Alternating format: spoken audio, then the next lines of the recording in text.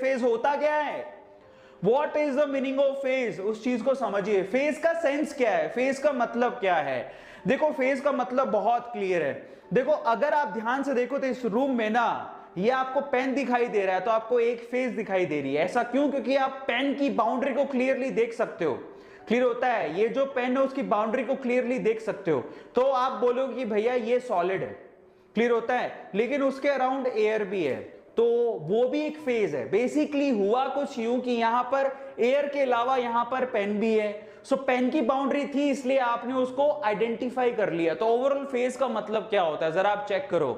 विच distinguishable bye naked eye, ये इतना बड़ा इंग्लिश था जो मेरी बैंड बज गई अंग्रेजी में। विच डिस्टिंग्विशेबल, व्हाट इज दैट?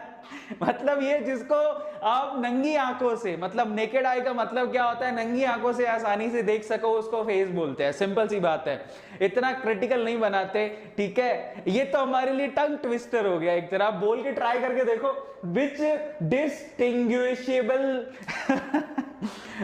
तो फाइनली जो नंगी आंखों से यानी कि नेकेड आई से बेसिकली आप जिसको क्या कर सको, जिसको नेकेड आई से बेसिकली आप बिल्कुल अलग अलग देख सको, ठीक है, डिस्टिंग्विश कर सको, उसको हम लोग फेस कहते हैं।